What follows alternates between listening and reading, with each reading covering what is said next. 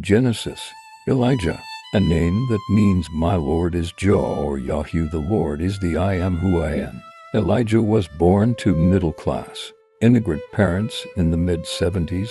His parents left Egypt in order to begin a new life. He came shortly after their move to Canada. Born on the first day of the Coptic New Year, the 1st of Kaut, which coincides with September 11, little did Elijah know that the day that marked his entrance into existence would be a day that would forever change his life. The 1st of Kaut also marks the Coptic Feast of the Nairus, the Feast of the Martyrs. The Coptic people have a complicated history. The Coptic people, said Elijah's father George, have been persecuted for 18 of the 20 centuries. First, it was the Romans, then the Greeks, then the Muslims. We have had no peace. We have had the blood of the martyrs fill the streets. George and his wife, Sally, had experienced their own share of persecution as university students in their days in Egypt. They never did tell Elijah what happened to them, but they would tell stories of professors failing their students simply because they were Christian. Stories of the inability of Coptic people in Egypt to build churches or even to fix a single toilet in the church without seeking governmental approval. Stories of being kicked out of stores and being refused service at restaurants were the norm at the dinner table. Dad, said 5-year-old Elijah, did that happen to you? No, it didn't, but my neighbor's nephew was failed simply for being Christian. It was horrible. He had to redo his last year of engineering. There was nothing he can do. It was horrible. George and Sally were proud to be Coptic.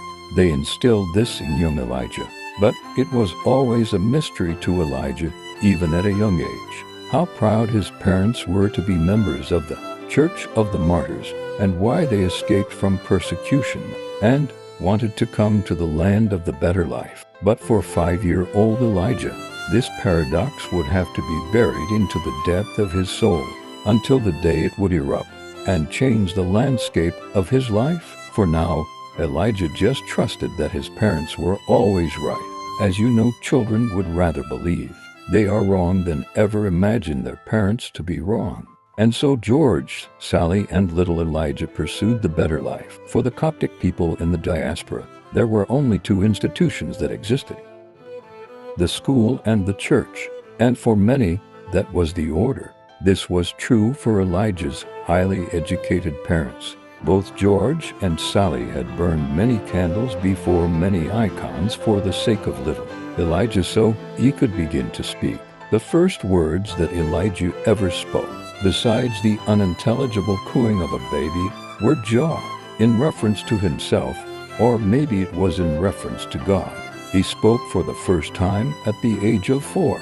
Before that, Elijah lived a deep, deep silence. Poor George and Sally were devastated, fearing for the worst, that their only son would be unable to speak for the rest of his life, that he would not be able to become the doctor or the engineer that they had dreamt he would become.